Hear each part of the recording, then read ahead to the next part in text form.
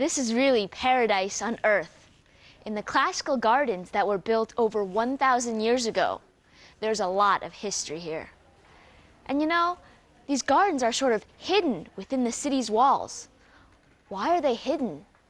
Who are the people that built these gardens? And why in Suzhou? Well, this is an episode of Travelogue you don't want to miss. I'm Yin, and welcome to our History and Culture series.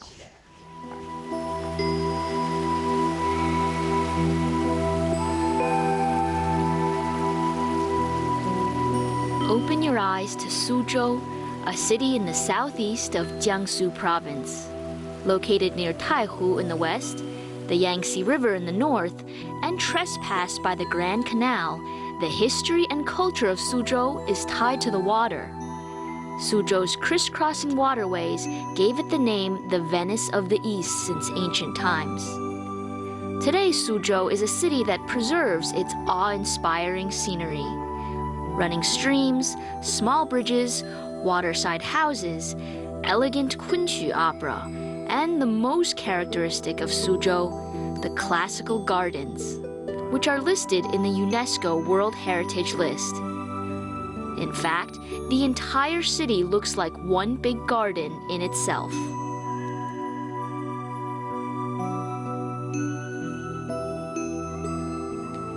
It was during the Ming Dynasty that these classical gardens reached their peak. The Ming Dynasty from 1368 to 1644 was a period of restoration and reorganization after Mongol rule, returning China to Chinese rule. This period is known for its strong and complex central government. Likewise, the country also witnessed a boom in wealth and culture, notably in areas like Suzhou.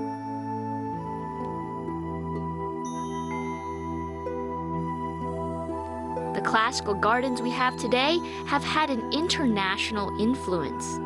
The Japanese modified the concepts and developed a garden also based on natural composition. In the 17th century, Europeans likewise tried to build these gardens, even though they had little understanding of the complex aesthetics upon which they were based.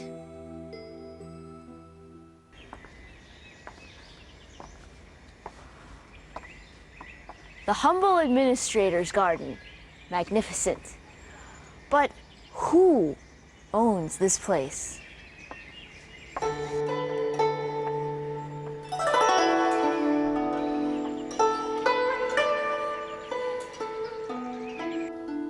These gardens come in three types: official, monastic, and private. Like the humble administrator's garden, the owners were often retired government officials who wanted to get away from bureaucratic, materialistic, and often corrupt lifestyle. This garden was built in the Ming Dynasty by an imperial inspector who was tired of official life. He got the name for the garden from an essay called "To cultivate my garden and sell my vegetable crop is the policy of a humble man." The names of the gardens have strong cultural flavor. Retired officials wanted simple lives, like the official who dreamed of a trouble-free fisherman's lifestyle, unrestrained by the water. Thus, Fisherman's Garden was his paradise after retiring. The gardens became microcosms of a world made up only of the most basic elements of water, stones, and plants. The owners of the gardens were unsatisfied with their positions in society, so they built their own metaphysical world. For instance, they planted lotus in their gardens above the mud. The mud symbolized the polluted society, while they, like the flower, managed to keep themselves clean, blossoming purely above the dirt as a true person of virtue among flowers. The names of the halls, the calligraphy, the carvings, and the decorations have deep significance. The "With whom can I sit" veranda in the humble administrator's garden gets its name from a line in an ancient poem. "With whom can I sit? The bright moon, a light breeze, and myself." In actuality, the person is all alone. With whom shall I sit with? With whom?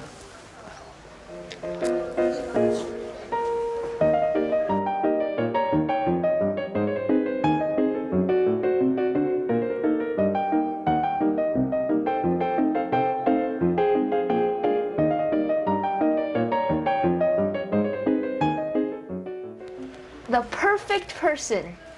Yes.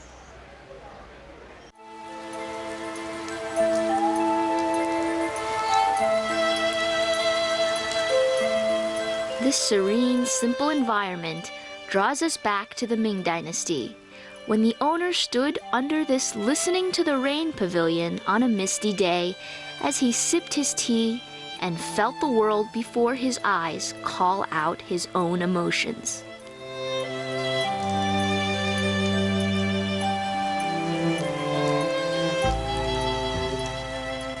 Besides individuals, wealthy couples also built gardens. Couples Retreat's garden, Yuan's name, means lotus root garden, and a couple's love is compared to the lotus root's interconnecting threads. 偶缘住家偶. What that means is that inside the couple's garden there lives a very happy couple. And there are many signs in the garden that tell you that the couple is very happy. Little things here and there. See if you can find them. The owners divided the garden into two gardens, an east and west section that allows the theme of a couple to persist. Inside, everything comes in twos. From the paths to roof linings, pagodas to windows and rocks. It's the details here that show the deep artistic connotation and hint at the love between the two owners. I found something else that comes in two. Pavilions. There's one pavilion for the husband and one for the wife. This one is called Pavilion to My Love. It's where the husband would watch his wife perform in the pavilion over there.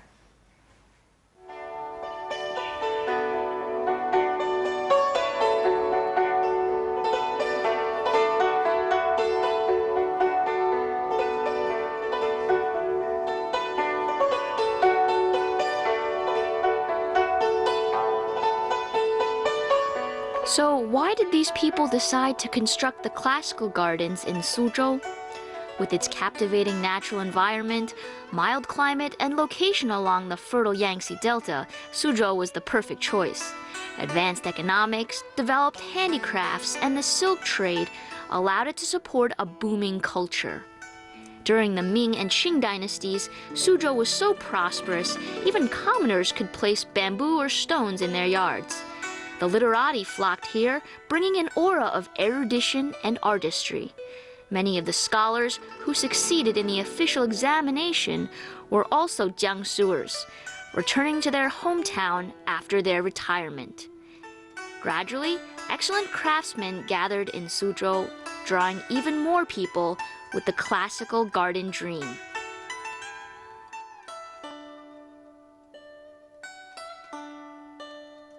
What were things like in the Ming Dynasty when these gardens blossomed? From 514 BC, the king of Wu started to build these gardens. From the Tang Dynasty to the northern Song, it slowly developed, reaching its height in the Ming Dynasty. At one point, there were as many as 300 classical gardens in Suzhou. The construction of the gardens was on the verge of perfection, with a specific division of labor. The famous architect who designed the Forbidden Palace in Beijing, Kuanxiang, was hired from Suzhou. There are hints of classical gardens within the Forbidden Palace.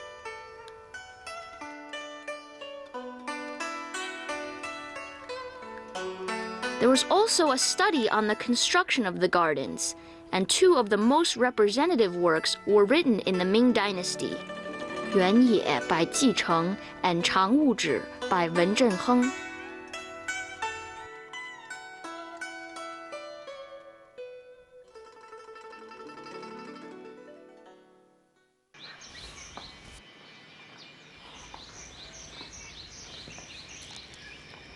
Around me is a living piece of art. Now, it seems like Mother Nature created this work, but in fact, it was created by humans. Every rock, every tree, and every drop of water was specifically put into place, just like a piece of music or maybe a poem, a painting. This is a work of art that you would display to your friends, that you would invite maybe to your home.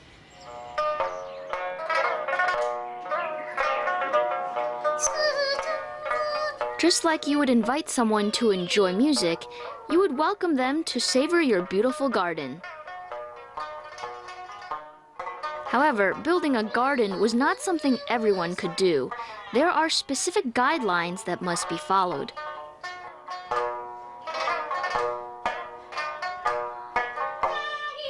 The first thing to remember is that these were man-made constructions that modeled nature, but perfected it. The best gardens were those that looked most pristine, seemingly untouched by man. Additionally, you can feel the breath of artists and scholars at every corner of the gardens, since they contributed to its design. It's a blend of poetry, paintings, literature, and opera. Chinese characters are difficult to read, but poetic. Well, just like this poem over here, a lot of the poems mention birds, they mention water, grass, and this garden is poetic in the same sense because it brings all of these elements together just from people's imagination into reality.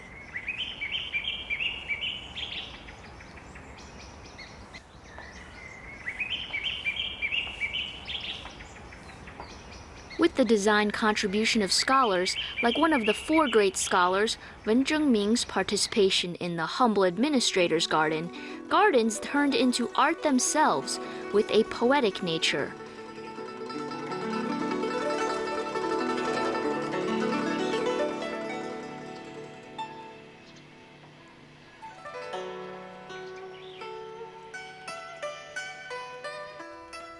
And thus, the calligraphy on any regular terrace or sign became an illusion, filled with emotion. Layout was also based on the principles of feng shui, and the arrangement of the objects and calligraphy was more important than the objects themselves. Their design created a balance between nature, the objects in the gardens, literary allusions, and the observer. A long, long time ago, a girl named Yin decided to build her own classical garden. She had some water, threw in some rocks, and even planted a few trees. But then when she stepped aside and took a look, ooh, it was ugly. Well, that's because there are some basic rules to building a classical garden. The rules have to be followed, and a certain balance needs to be attained. What are those rules? The four basic elements were rock formation, water, plants, and other constructed objects. First are the unmoving rock mountains. These rock formations were built like sculptures, either standing alone or in groups. Many were shipped from Lake Taihu and made into specific designs that look like mountains.